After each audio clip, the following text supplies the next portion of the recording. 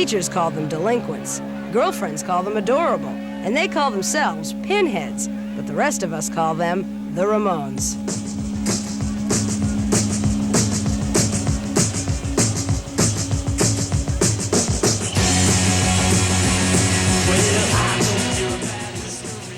Just when you thought rock and roll was becoming middle-aged, the Ramones came along with a vital back-to-basics sound that ignited the whole punk movement.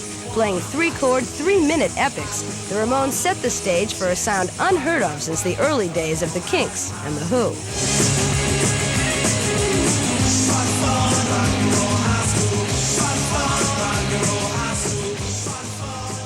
We had hoped to start a movement in which it would bring some life back into music. You had hoped the kids would see you and realize that you don't have to be playing for 20 years to play rock and roll, that rock and roll is more spontaneous, and that it's just supposed to be wild and exciting. At the beginning, we were going to try to do other people's songs, but we couldn't learn them, so we just wrote our own, you know. And, you know, it was like everything we wanted, more or less, I guess we were doing it for ourselves, you know. We were playing what we wanted to hear that we weren't hearing on the radio, you know.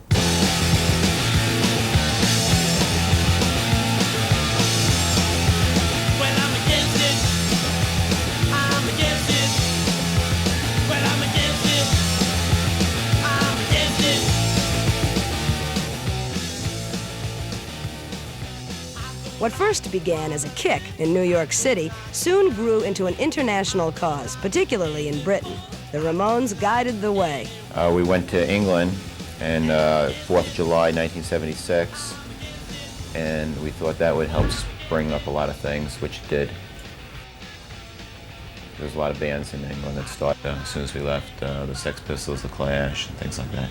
At our sound check, the likes of who would later be the Sex Pistols and the Clash and people like that came down to see our sound check and told us they had just formed bands after they had heard our album. They said the Blitzkrieg Bop was sort of like a call to arms, you know, for them to all start their bands. And when we left England, the whole British New Wave kicked off, you know. I'm against it. Well, I'm against it. I'm against it.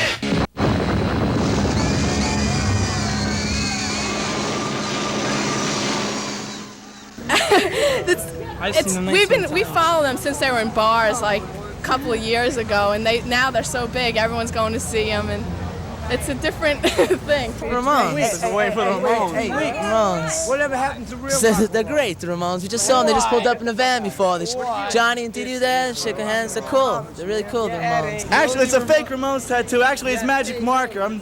I'm too chicken to do it for real. Goof, man. They really are.